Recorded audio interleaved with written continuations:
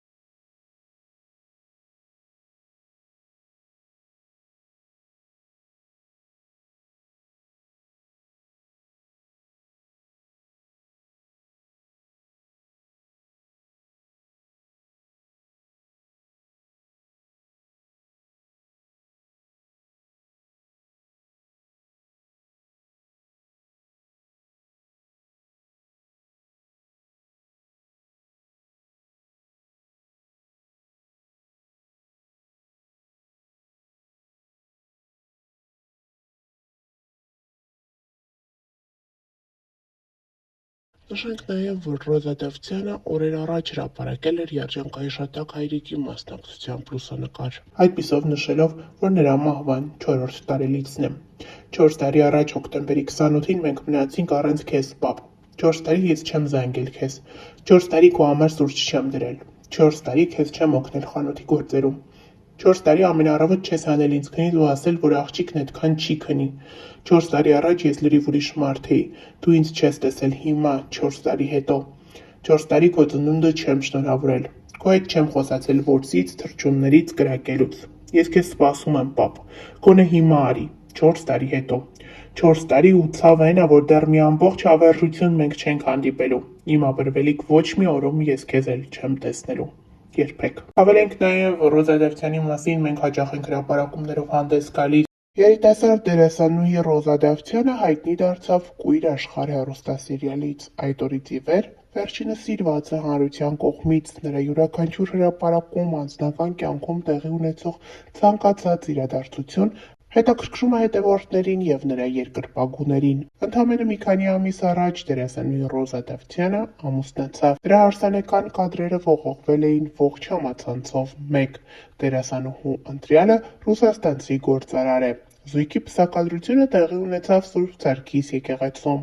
Դերասանուհին ցանկացել էր, որ հարսանիքի օրը լինի լուսահոգի հայրիկի ծննդյան օրը։ Նրան եկեղեցի էր ուղեկցել հորեղբայրը։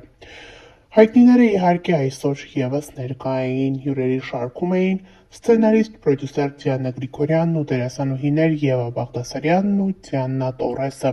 Նրանք հարսանեկան արարողությունից կադրեր էին հրապարակել ինստագրամյան հարթակում։ Դե իսկ հարսանիքից առաջ Ռոզա Դավթյանը ինստագրամյան իր էջում Bright to be արարողությունից լուսանկարներ ու տեսանյութեր էր հրապարակել։ Դերասանուհին նշանադրվել էր 2024 թվականի հոկտեմբեր ամսին։ Նախքան այդ նա երբևէ չէր ակնարկել, որ իր սիրտը զբաղված է, այսօր դերասանուհին նոր ֆոտոշարքով է հանդես եկել, որտեղ բավականին գեղեցիկ տեսք ունի, բաց կապույտ զգեստը նրան շատ է սազում։ Հրապարակմանը կից դերասանուհին խորհրդավոր գրառում է թողել. Մեզ սիրել ստիպում է մենակությունը և միևնույն ժամանակ սովորեցնում ատել անմնացորդ։ Ես բանտում հասկացա այն, ինչը չէի կարողանում մինչև վերջ մտածել. սեր։ Սիրել բոլորին, հասկացա, որ ուրիշը ես եմ, և սիրել պետք է նրան, և ես երբեք այդպես երջանիկ չէի եղել, ինչպես այն ակնթարթում, երբ իմ մեջ զգացի այդ սերը։ Դերասանուհին իր լուսանկարներին կից թողել է Սոկրատեսի խոսքերը։